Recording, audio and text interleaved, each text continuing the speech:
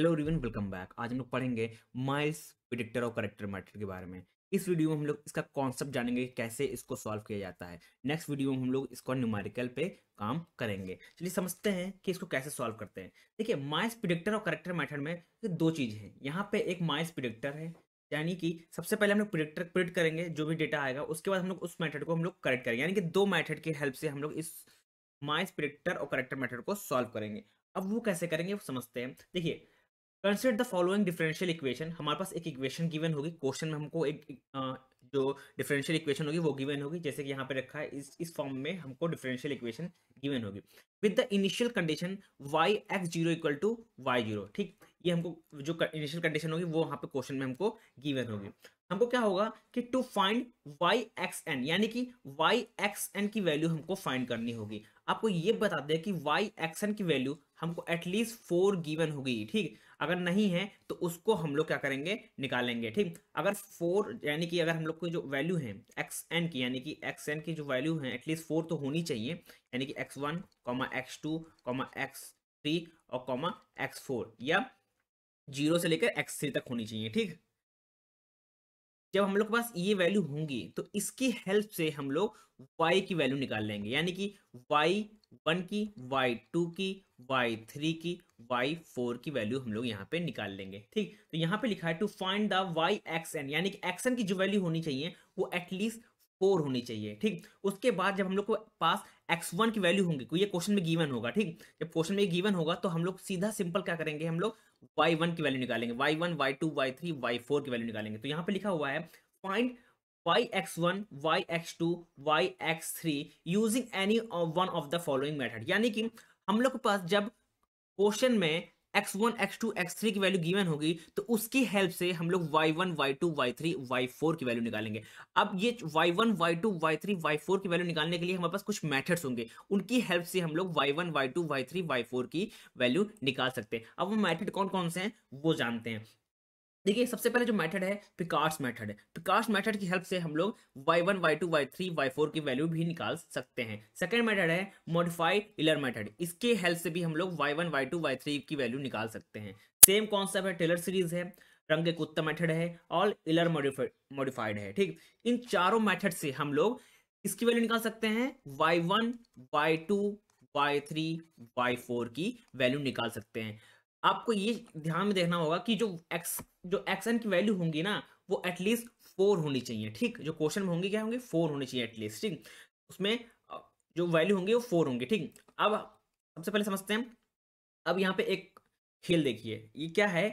जब हम लोग के पास वैल्यू गिवन होंगी x1 की, x2 की, x3 की, x4 की। ठीक, ये एक फॉर्मेट पे गिवन होगी, यानी कि इन दोनों के बीच में डिफरेंस होगा। x1 x2 का डिफरेंस, x2 x3 से डिफरेंस, x3 से x4 का जो डिफरेंस होगा वो सेम होगा। यानी कि अगर x1 की वैल्यू 1 है तो इसकी वैल्यू 2 होगी, इसकी वैल्यू 3 होगी, इसकी वैल्यू 4 होगी। यानी कि इन दोनों के बीच का जो डिफरेंस होगा वो 1 1 होगा। तो जो 1 1 जो डिफरेंस होगा इन दोनों बीच इन x की वैल्यू का, उसको हम लोग बोलेंगे क्या, h इक्वल टू 1 बोलेंगे। ठीक, इतना आपको समझ में आ गया। हम लोग को x की वैल्यू गिवन होगी, y की वैल्यू किसी भी मेथड से निकाल सकते हैं, चाहे पिकार्ड्स मेथड हो, मॉडिफाई एलर मेथड हो, टेलर सीरीज मेथड हो, रंगे कुत्ता मेथड हो, या एलर मॉडिफाइड मेथड हो। ठीक, या एलर मेथड हो। ठीक, इन चारों की हेल्प से, इन चारों मेथड की हेल्प से हम लोग y की वैल्यू निकाल सकते हैं। उसके बाद जब y की वैल्यू निकाल आएगी, हमारे पास x की वैल्यू निकाल आएगी, तो हम लोग क्या कैलकुलेट करेंगे, यहाँ पे हम लोग f0 f f1 f2 और f3 वैल्यू निकालेंगे। ठीक, f कैसे निकालेंगे, हमारे पास वैल्यू रखी होंगी।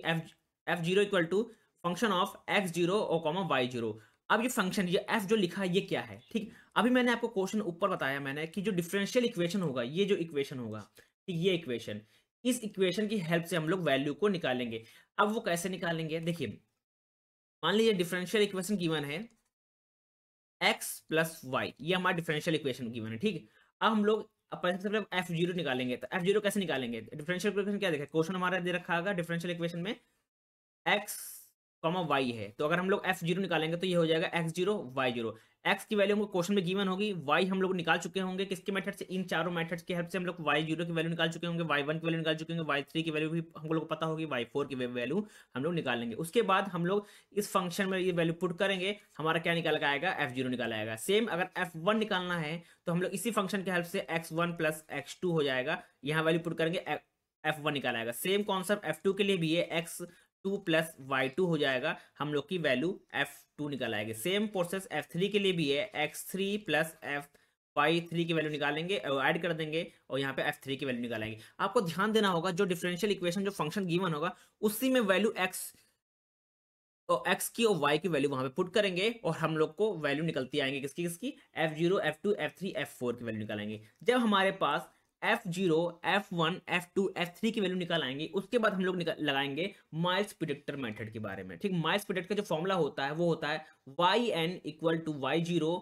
Plus 4 into h/3 2f1 minus f2 plus 2f3। आपको मैंने ऑलरेडी बता चुका h कैसे निकलता है। h आपका जो x का डिफरेंस होता है, ठीक, उनके बीच का होता है। मैंने अभी आपको ऊपर बताया है कि जो h का डिफरेंस कैसे निकलेगा। जो h का डिफरेंस मैंने आपको बता दिया, अगर x की value x1 x2 x3 x4 की वैल्यू जो अगर 1 2 3 4 दे रखी होगी, इन दोनों का जो डिफरेंस होगा वो हमारा क्या होगा, h होगा। ठीक, हमको h पता चल गया। हम लोग ने फंक्शंस में वैल्यू रखी है, हम लोग को क्या निकल आया, यहाँ पे देखिए f0 निकल आया, f1 निकल आया, f2 निकल आया, f3 निकल आया। ठीक, अब हम लोग सारी वैल्यू को उठा के यहाँ पुट कर देंगे इस फॉर्मूले में, माइल्स प्रिडिक्टर फॉर्मूले में वैल्यू को पुट कर देंगे। पुट करने के बाद हमारी क्या निकल के आएगी, हमारी y की वैल्यू निकल आएगी। ठीक, y की वैल्यू निकालने के बाद हम लोग क्या निकालेंगे, f4 की वैल्यू निकालेंगे। f4 की वैल्यू क्या निकालेंगे, देखो अब यहाँ पे जो y4 की जो वैल्यू होगी ना, ये हमारा क्या है, ये हमारा क्या है, जो n है। ठीक, यहाँ पर y4 हो जाएगा। ठीक, y4 हो जाएगा। ठीक, y4 हो जाएगा। हम लोग क्या करेंगे, x4 की वैल्यू हम लोग को गिवन ही होगी, प्लस y4 की वैल्यू कौन सी होगी, ये वाली y4 की वैल्यू, इस वैल्यू को हम लोग यहाँ पे पुट करेंगे, हमारा क्या निकल आएगा, फंक्शन ऑफ f4 यहाँ से निकल आएगा। ठीक, नाउ निकलने के बाद हम लोग क्या इस्तेमाल करेंगे, हम लोग अब मेथड इस्तेमाल करेंगे करेक्टर मेथड का। करेक्टर मेथड इस्तेमाल करेंगे, यहाँ पे हम लोग y4 y2 plus h/3 f2 plus 4 f3 plus 4 f4। ठीक, इस फॉर्मूले में हम लोग वैल्यू को पुट करेंगे। आपको पता है F4 अभी आपने निकाला है, यहाँ पे देखिए F4 आपने निकाला, इसको यहाँ पे पुट करेंगे, इसको यहाँ पुट करेंगे। F3 आपको पास ऑलरेडी है, F2 आपके पास ऑलरेडी है।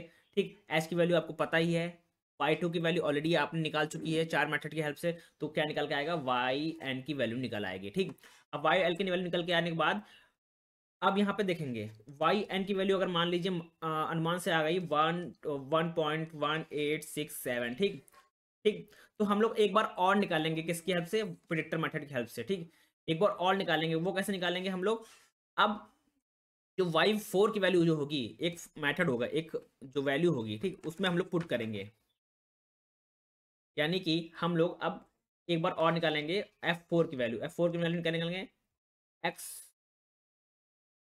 x4 प्लस y4 में, यहाँ वैल्यू पुट करेंगे इस फॉर्मूले में। y4 की वैल्यू आपने ऑलरेडी यहाँ पे निकाल रखी है, ये जो वैल्यू निकालेंगे यहाँ पे, इसको पुट करेंगे किसमें, इस इक्वेशन में पुट करेंगे। ठीक, y4 की वैल्यू आपको गिवन होगी, तो हमारे क्या निकल गया, f4 की वैल्यू निकल आएगी। f4 की जैसे ही वैल्यू निकलेगी, फिर से हम लोग क्या करेंगे, इसी फॉर्मूले में जो करेक्टर फॉर्मूला है, करेक्टर मेथड का जो फॉर्मूला है, इसमें हम लोग पुट करेंगे y4 y0 plus h/3 f2 plus 4 f3 plus f4।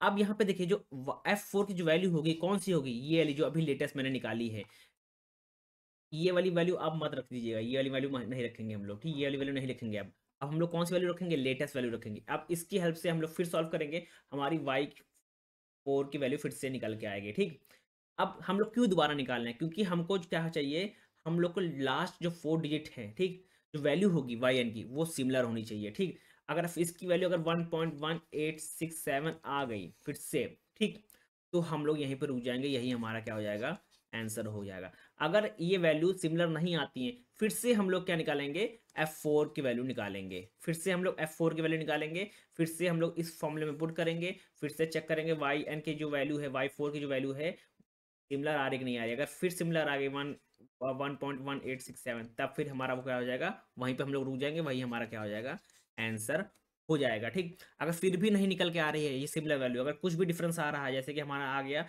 1.1660 आ गया, ठीक, फिर से हम लोग F4 की वैल्यू निकालेंगे और इस फॉर्मूले में पुट करेंगे, फिर से हम लोग Y4 निकालेंगे। ये तब तक करते जाएंगे तब तक हमारा जो वैल्यू होंगी, ठीक, यानी कि जो Y4 जो होगा वो चेंज ना हो, ठीक।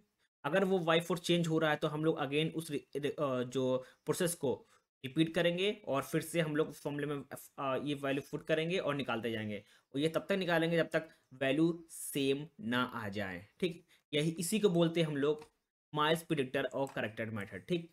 अब नेक्स्ट वीडियो में हम लोग इसका न्यूमेरिकल देखेंगे। Thank you everyone.